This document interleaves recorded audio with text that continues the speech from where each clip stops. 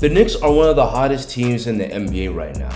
Even after a close loss to the Raptors, they still have won 8 of their last 9 games. Now you might want to credit their offense for their recent stretch of play, with Jalen Brunson, Barrett, and Julius Randle all shooting the lights out, but really it's been their elite defense that started this turnaround. Earlier in the year, the Knicks were playing very poor defense, which is uncharacteristic for a Tom Thibodeau coached team. Not only were Thibodeau's Bulls always some of the best defensive teams, but the Knicks ranked 4th in the NBA in defense when they made the playoffs 2 years ago, and 11th in defense last year. The Knicks were horrible on defense to start this year, but after getting cooked on their home floor by Dallas, Thibodeau tweaked the lineup, and since then, the Knicks have been a defensive juggernaut. In fact, the Knicks ranked number 1 in the NBA in defensive rating over their last 9 games. So how are the Knicks defending so well? Let's break it down. First, let's talk about Thibodeau's defensive scheme. Thibodeau's main defensive strategy is called strong side overload. The main idea with this scheme is to flood the strong side of the floor, meaning the side with the ball, with an extra defender, often forcing a long cross-court pass that would allow time for the defense to close out on the shooter. While this strategy leads to the Knicks giving up a lot of threes, when executed properly, they're mostly giving up contested threes, which leads to opponents shooting a poor percentage. This is why the Knicks give up the 9th most three-point attempts in the league, but they also have the 4th best opponent's three-point percentage, with opponents shooting just 33% from 3 against them.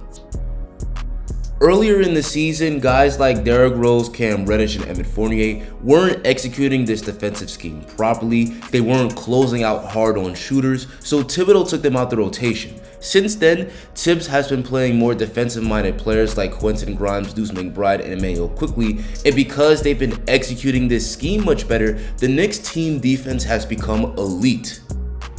Quentin Grimes is a defender that the Knicks use to guard the other team's best player, and he always does a fantastic job. Here, Donovan Mitchell tries to drive by Grimes, but Grimes stays right with him. Mitchell passes it out, but thanks to Grimes' fast hands, it's a turnover. On another isolation play, Grimes is fast enough to stay with Mitchell, and the only thing he gives up is this tough step back long two. Grimes also works his ass off to get over screens. Here he fights through the pick, and Mitchell misses this tough pull-up 3. And Grimes isn't just a great on-ball defender, but also great off the ball, where he can anticipate passes, which allows him to rack up steals. Miles McBride is also a huge part of the Knicks' elite perimeter defense. Before Thibodeau changed up the lineup, McBride was barely playing, and he even spent some time in the G League. But he's another shutdown defender that fights hard through screens, plays the passing lanes well, and gives up nothing easy. Here, Miles McBride is isolated on Donovan Mitchell. He stays with him on this drive and contests the step back 3 well. Now he's guarding Darius Garland. He fights through the screen, gets back into play, and Garland misses this tough step back too.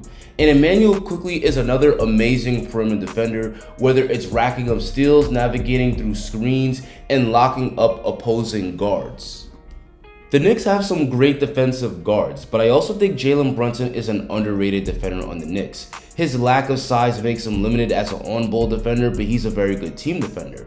Brunson is great at sacrificing his body to get offensive fouls, which is why he ranks 3rd in the NBA in drawing charges. And he's another guy that plays the passing lanes really well, which is why he averages over a steal per game.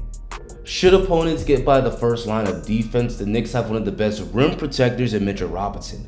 He averages 2 blocks per game, but it isn't just about getting blocks. His size and length is really tough for opponents to finish over, and he's a terrific pick and roll defender that can simultaneously stop driving players while also preventing a lob from being thrown. And he's also got quick hands to rack up steals and deflections.